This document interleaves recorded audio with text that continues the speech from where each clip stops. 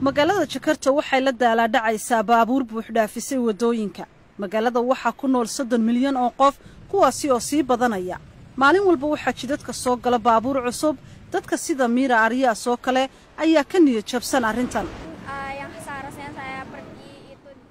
meeshii aan daqiiqado yar u socon lahaa haddii jidku buuxsamo waxay igu qaadanaysaa 2 saacadood si aan shaqada u tago. laakiin imika waxaa socdo dhismo tareen aad u weyn oo wax badan ka bedeli doona magaalada. dhismahan ayaa 5 sannadood hakad la geliyay si dawladdu ugu qanciso dadka dhulka iyo ganacsatada inay tanaasul sameeyaan si danta guud loo wada gaadho. Dono Bestami waa madaxa shirkadda MRT ee dhismaha tareenka wada. waxaanu sheegay in tareenka oo kaliya uu badbaadin karo magaalada. in qofku isweydiiyo haddii aanay aniga dan igu jirin maxaan u samaynayaa waa su'aal aan rabno in wax laga bedelo. go'aankani waa mid dhammaanteen dan inuu wadcaa. wejiga koobaad ee mashruucan ayaa ka kooban 16 kiiloomitir oo isku xidhaya koonfurta ilaa waqooyiga. waxaanu sii joogsanayaa 13 meelood. meelaha qaar dhulka hoostiisa ayuu mari doonaa.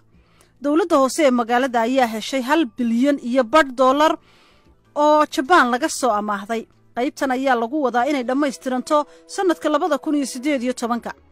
wejiga labaad ee mashruucan ayaa ka koobnaan doona 87 kiiloomitir. waxaanu isku xidhayaa bariga iyo galbeedka magaalada. inkastoo hawsha dhismuhu ay wiiqday gaadiidka, haddana dadka ayaa ka rajo qaba mashruucan sida Naikambudi. waxaan u arkaa inay cashuurta u adeegsanayaan in dadka magaalada Jakarta ay si wanaagsan u noolaadaan. Safwan Wanandi oo ah la taliyaha madaxweyne ku-xigeenka ee dalkaasi Yusuf Kala ayaa rajaynaya in mashruucan uu horseed u noqdo horumarka isla markaana uu kaaba u noqdo mashaariic kale. haddii aad samayso mashruuc weyn oo wanaagsan sida India marka ay garoonka duuradaha dhistay waxaa kugu soo noqonaya kalsoonida. waana in arrintaasi la arko.